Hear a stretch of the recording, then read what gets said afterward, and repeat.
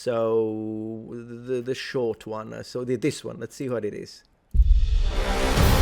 Behold, Governor, Roman Wait, guys.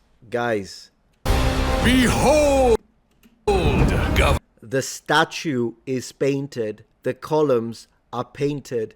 The temple is in full color. We've got Mediterranean classical polychromy in architecture. This is incredible. They did it right. They finally did it right. Ooh. Governor, Roman grandeur. This is yours. Not this. This. This is the beginning of your journey, Governor. And the first step in building your legacy. Wow. I mean, so far, this looks amazing. You know what's funny, though? The way he says governor, it just makes me think of a Cockney. All right, governor. Next, I'm expecting Diamond Geezer. Build across the land and build to great heights. Wow. Terme. Build according to Roman traditions.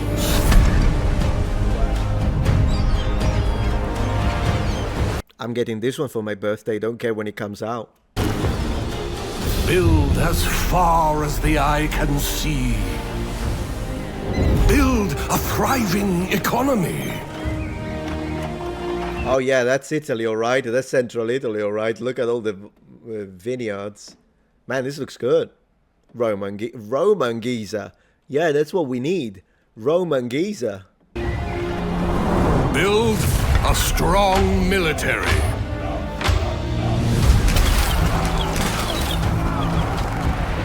Nice. And then embrace new lands. Also, you can, wow. And cultures.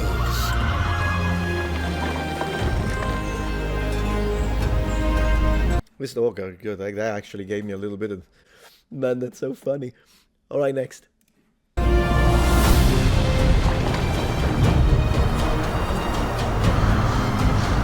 Aqueduct. How your legacy will be... Ooh, we have even got a Naumachia. Maybe the sound of the game is a little too loud. So they've got a Naumachia, the naval battle. They could put some hippos and some crocodiles in it. That would be historically accurate, by the way. Remember, it is up to you, Governor. But first, you have to build it. Anno 117 packs. So I'm good with wish listing it. Just remember, never pre-order, guys. Never pre-order. But this is looking good.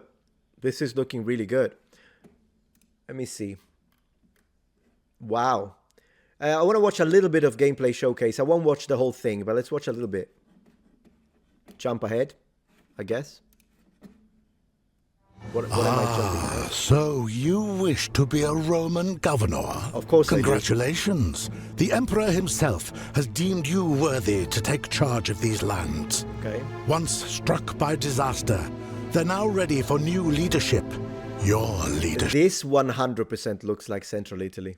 It really does. I don't even know if this is set in Central Italy. It might even be freaking Southern France for all I know, but it does remind me very much of like Lazio, Toscana, Abruzzo, that area. It really does. Your story begins here, on a humble island with azure shores. Latium. Lazio, I told you it was Central Whether Italy. you dream of a bustling trade empire or a conquest-driven dominion, no two cities will ever be the same. Did you guys know that the word Latium, to mean the region where Rome is, modern Italian we say Lazio, we actually don't know where it comes from etymologically in the original Latin, because it most likely doesn't even come from classical Latin. It comes from archaic Latin. It's even older. And there are a few options, a few possibilities. It could mean that it could come from the word latus, meaning a side, because it could have been like a plain, a very flat. It could mean flat as one of the options. But it could also come from the word for hide in Latin, and if it does come from hide, then it could have a mythological origin, and the mythological origin splits in two. Either it's because of the connection to a god that was hiding from Zeus in the mythology, and so he was hiding in this area, and that's where it comes from. Or it could come because from the fact that it's possible that the original inhabitants were initially cave dwellers, and so they were hiding, but then they actually started dwelling on the mountains and the seven hills. There is a lot of discussion on where this word comes from, and I think it's fascinating that we don't actually know. Fascinating stuff. Yeah, it looks good, DFN on Twitch, totally. Glory to Bacchus, always glory to Bacchus and Athena. As every choice you make shapes your city in your image. Govern well, and the Emperor will sing your praises. Govern poorly, and, well, the consequences won't be pleasant. Sounds like every Rome. decision you make will shape your legacy. So how does one become a good governor? Yeah. Let's find out. You're crazy, you. No empire was built in Latium a is day. where your journey begins, young governor. New beginnings are magical, but they're also full of hard work. This is First, good. lay down roads to keep your people connected. Yeah. Organic layouts add charm, while efficient grids boost productivity. I wonder if you can actually use your legions to build the roads in foreign land and even in your own provinces, because that would make it even more historically accurate. Start with dirt roads. They may be humble, but they're the first step on the path to greatness. Resources are your lifeblood. Wood from untouched forests will be essential, but manage your lumber camps wisely to maintain a sustainable supply. And remember, efficient logistics are key. Warehouses will keep goods flowing and production smooth. Your residents need more than just work. They need homes. Build neighborhoods that suit your city's vision.